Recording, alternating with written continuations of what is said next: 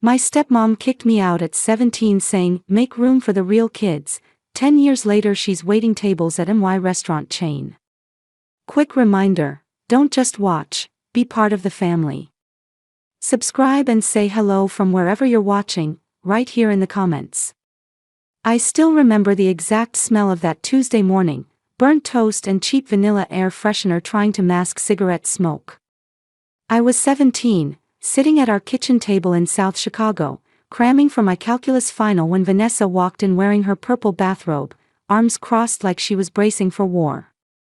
"Kira, we need to talk."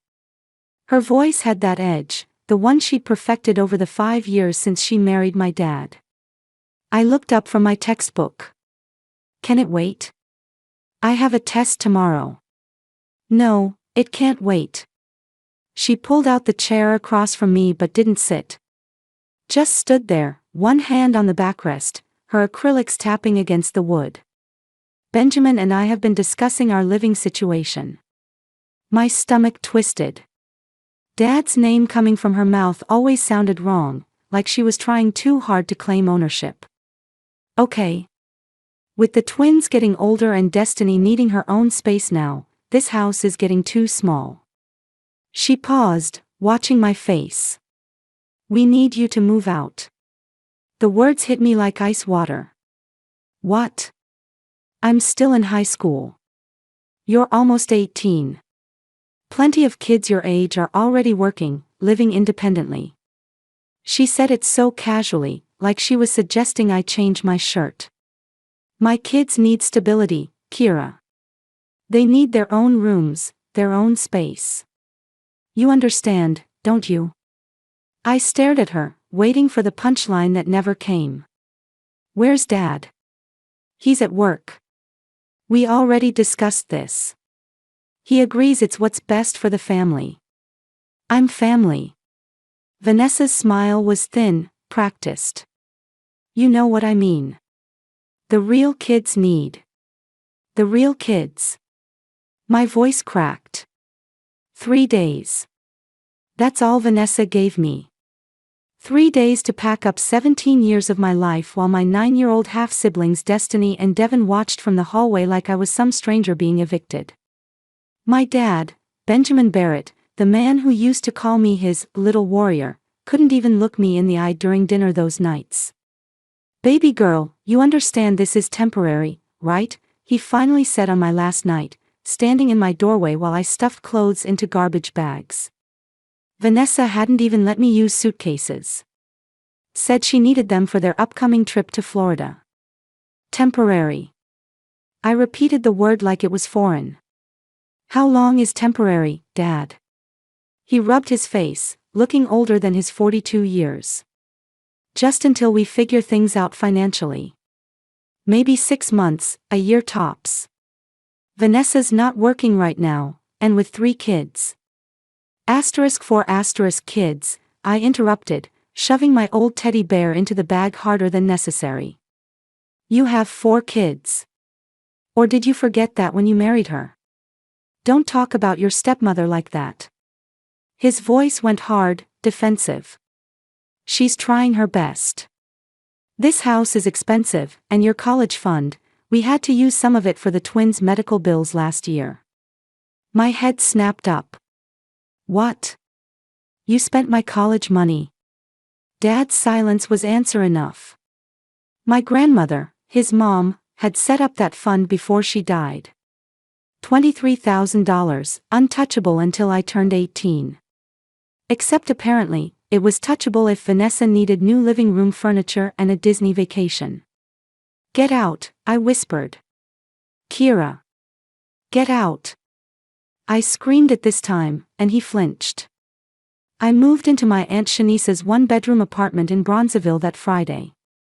She cleared out her storage closet, literally a closet, 5 feet by 7 feet, and helped me set up an air mattress between boxes of Christmas decorations and her old college textbooks.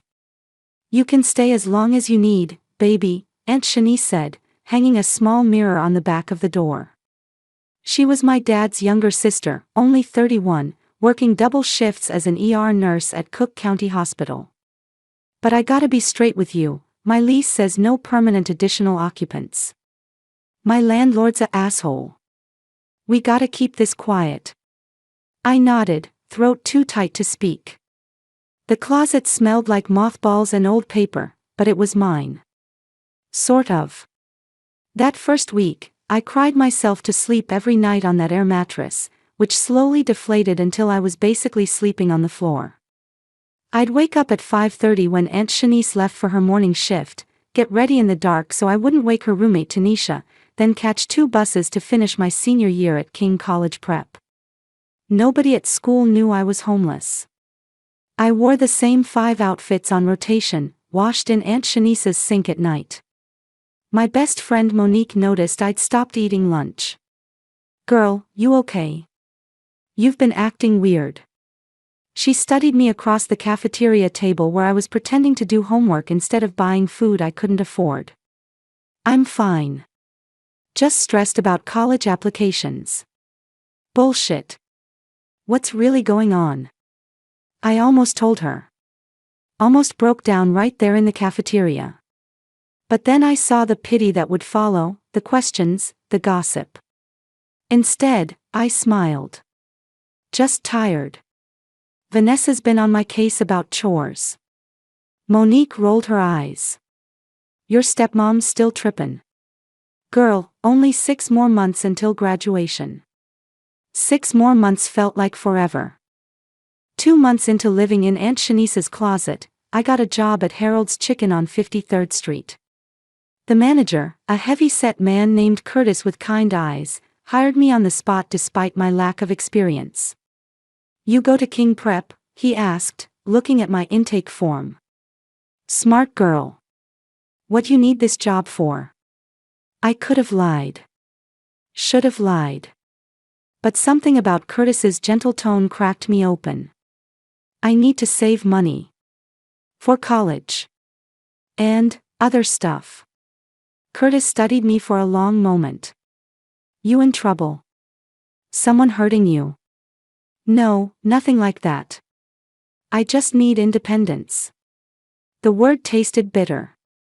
Independence at 17 shouldn't mean choosing between buying deodorant or lunch. "All right. 20 hours a week, no more. Don't let this job mess up your grades, you hear me? I see your GPA drop, we're gonna have words."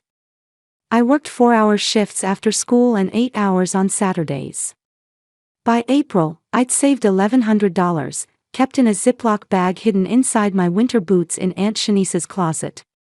It wasn't much, but it was mine. Vanessa couldn't touch it. My dad called twice during those months. Both times, Vanessa was coaching him in the background. I could hear her shrill voice feeding him lines about tough love and building character. "How you doing, baby girl?" Dad's voice was strained, guilty. "I'm fine. Vanessa says maybe you could come by for Devon's birthday next month. The twins miss you." "I have to work." I didn't. I just couldn't stomach watching Vanessa play perfect mother in the house that used to be mine. "Kira, please." I hung up. Aunt Shanice found me crying in the closet an hour later, my phone clutched in my hand. "He doesn't deserve your tears," she said, pulling me into her arms. "My brother's always been weak when it comes to women. But you're strong. You're gonna make it." Michigan State accepted me with a partial scholarship that April. Not my dream school, I'd wanted Northwestern, had the grades for it, but between my depleted college fund and my family situation, MSU was what I could almost afford. The financial aid package covered tuition and housing, but I'd need to work for everything else. I was filling out my housing deposit paperwork in the school library when my phone buzzed. Vanessa. I hadn't heard from her directly in 3 months. "Vanessa, your father and I think it's time you came home to discuss your future plans." I stared at the message, rage building in my chest like a storm. My fingers flew across the keyboard. I have a home. And I'm going to college. Not that you care. 3 dots appeared. Disappeared. appeared again. Vanessa, that attitude is exactly why we had to make hard decisions. You're disrespectful and ungrateful. We opened our home to you after your mother abandoned you both. My mother. She always brought up my mother. Keisha James had left when I was 3, no explanation, no forwarding address, just gone. I barely remembered her except through photographs and my dad's sad stories. Vanessa loved weaponizing that abandonment, like she'd rescued me from some tragic fate. Me, you kicked me out. You spent my college fund. You told me to make room for the real kids. How am I the ungrateful one? Vanessa, I never said that. My vision went red. She was lying. Gaslighting me in text form, rewriting history like I was stupid enough to forget. Me, you said it. March 14th, kitchen table. You said, the real kids need their own space. I'll never forget those words as long as I live. Vanessa, you're remembering wrong. Typical. I blocked her number. Then I blocked my dad's. Then I sat in that library for 2 hours, shaking. Curtis noticed I was off during my shift that Friday. I'd messed up 3 orders, snapped at a customer, almost burned myself on the fryer. Office. Now. His tone left no room for argument. I followed him to the cramped back office, preparing for termination.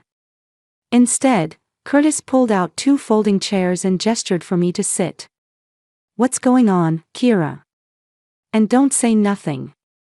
I've been managing teenagers for 15 years. I know when something's wrong. The whole story spilled out. Vanessa. Dad. The closet. My college fund. The real kids comment that haunted me like a ghost. Curtis listened without interrupting, his expression growing darker with each detail. When I finished, he was quiet for a long moment. Then, my wife and I have a spare bedroom. Our daughter moved out last year for grad school. It's yours if you want it. No rent, just help with groceries and utilities when you can.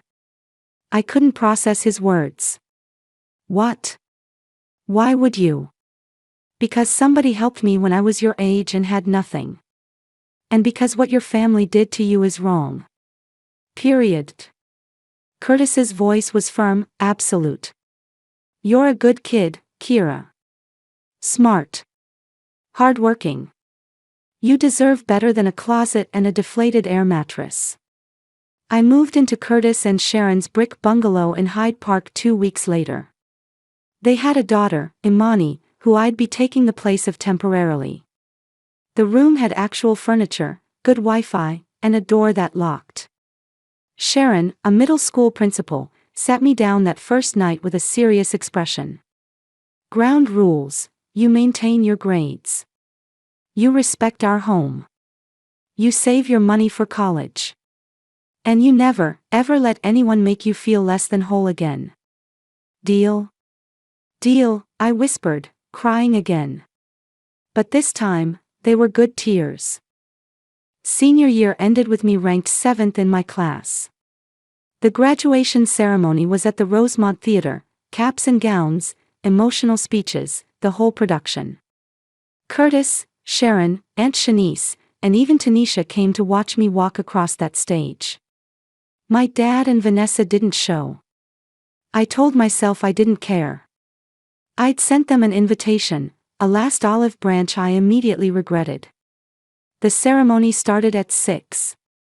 By 5:45, I'd checked my phone 17 times. By 6:15, when I walked across that stage to accept my diploma, I stopped checking. Kira Barrett, the principal announced. Michigan State University, studying business administration. The applause from my section was loud, genuine. Curtis stood up, whistling. Sharon was crying.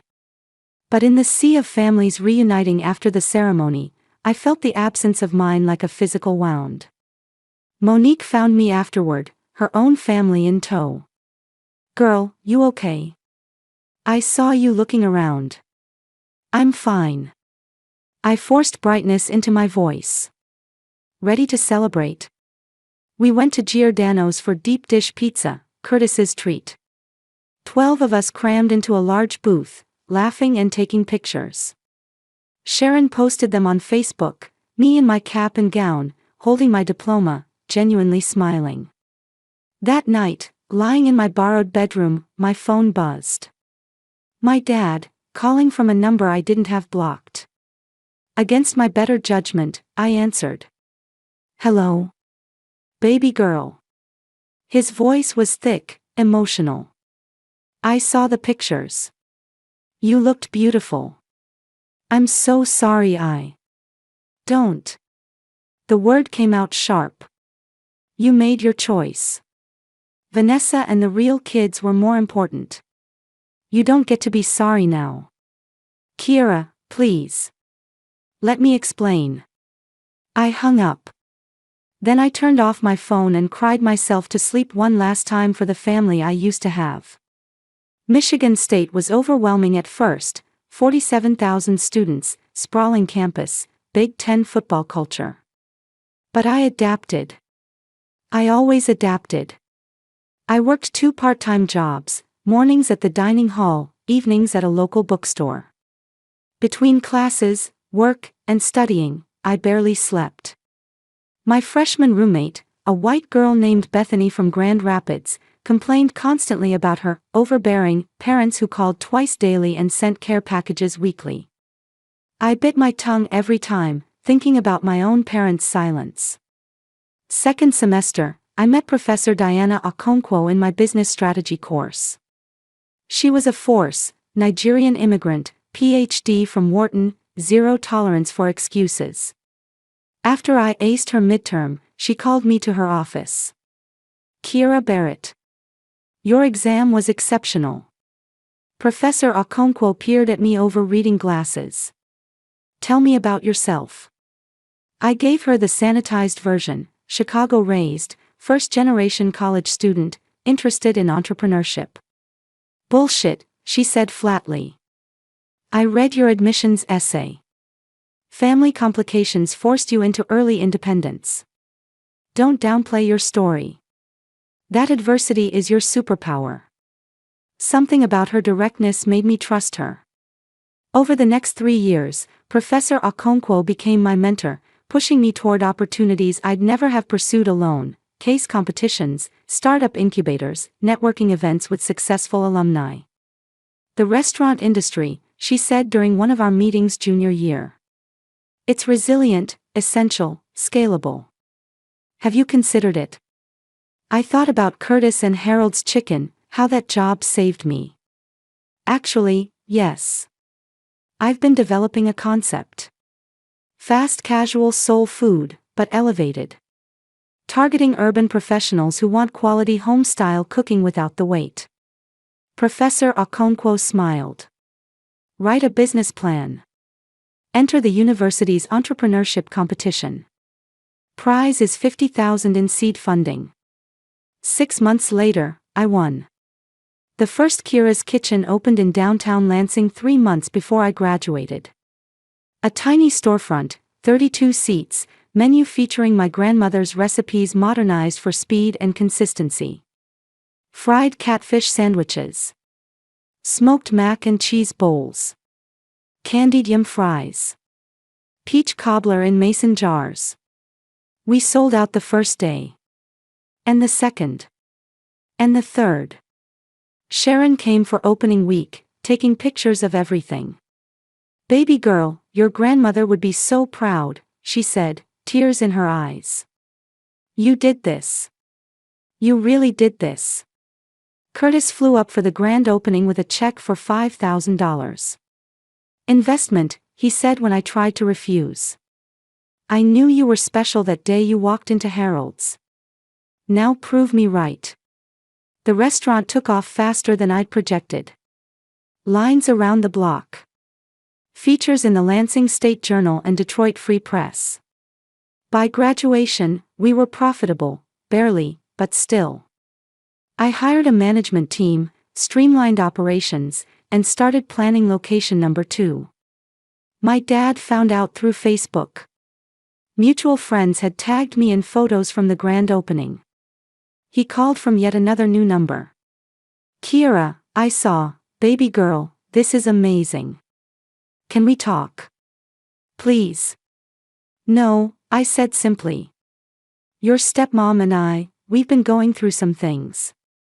Money's tight. The twins are in middle school now, expenses keep piling up. I thought maybe. You thought maybe I'd give you money." I laughed, sharp and bitter. "The daughter you kicked out so the real kids could have more space. You want my money now? That's not fair." We were struggling. So was I. At 17. Sleeping in a closet. Working 40-hour weeks while finishing high school. Where were you then? Silence. Then, I made mistakes. I know that. But I'm still your father. No, I said quietly. Curtis is more of a father than you ever were. Lose this number. I blocked him. Again. 5 years after opening Kira's Kitchen Lansing, I had 12 locations across Michigan, Ohio, and Indiana. Revenue hit $15 million. We'd been featured in Essence, Black Enterprise, and Food and Wine. I was 26 years old, living in a downtown Chicago loft, and employing 300 people. But success felt hollow sometimes. Late nights in my office, reviewing expansion plans, I'd think about Destiny and Devin. They'd be teenagers now. Did they remember me? Did Vanessa poison them against me completely? Did my dad ever tell them the truth about why I disappeared? My executive assistant, Julian, a brilliant gay man from Atlanta who'd become one of my closest friends, noticed my mood swings. "Boss, you need therapy. I'm saying this with love, but you've got some deep family trauma you're not processing." He was right. I started seeing Dr. Patricia Williams, a black woman therapist in her 50s who specialized in family estrangement and childhood trauma. In her office, with its warm lighting and comfortable chairs, I finally unpacked everything. "You're allowed to grieve the family you deserved," Dr. Williams said during one session. "You're also allowed to build the family you choose. Those aren't mutually exclusive." Slowly, I started healing. I let Curtis and Sharon host me for holidays. I developed real friendships beyond business relationships. I dated, unsuccessfully, but I tried. I learned that my worth wasn't determined by my father's failures or Vanessa's cruelty. And then, Location 13 opened in South Chicago. 3 blocks from my old high school. 5 miles from the house where Vanessa kicked me out. I should have known our worlds would collide eventually. I just didn't expect it to happen the way it did. The South Chicago location needed servers. Our general manager, Candace, was conducting interviews when she brought me an application that made my blood run cold. "Boss, I have a weird feeling about this one. Wanted your input before proceeding." The name on the application, Vanessa Barrett. Age, 47. Experience, limited. References, none listed. Reason for applying, desperate for work. Willing to do anything. I stared at that application for 10 minutes. Vanessa. My Vanessa. The woman who'd looked me in the eye and told me to make room for the real kids. She was applying to work at my restaurant, with no idea it was mine. "What do you want to do?" Candace asked gently. She knew my story. I was open with my management team about my background. Every petty impulse screamed at me to reject her. To let her drown in whatever karma had brought her low enough to need this job. But something made me pause. "Schedule an interview," I said finally. "I'll conduct it personally." Candace's eyes widened. "Are you sure that's?" "I'm sure. Friday at 2. Don't tell her who the owner is." That Friday, I arrived early, positioning myself in the manager's office with a clear view of the waiting area. At 1:50, Vanessa walked in. She'd aged badly. The Vanessa I remembered was put together, vain about her appearance, always dressed like she was going somewhere important. This Vanessa wore a stained blazer over a wrinkled shirt, her hair unstyled, exhaustion etched into every line of her face. She sat in the waiting area, nervously clutching a folder, checking her phone repeatedly.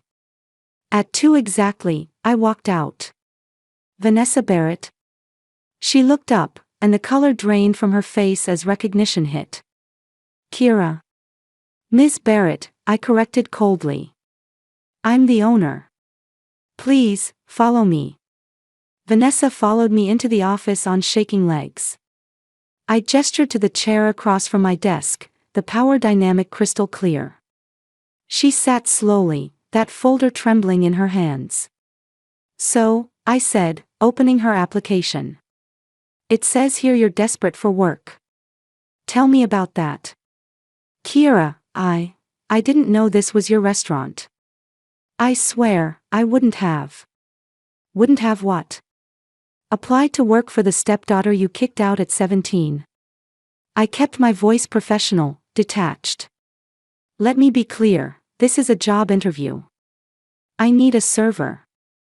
You need employment. Your relationship to me is irrelevant unless you make it relevant.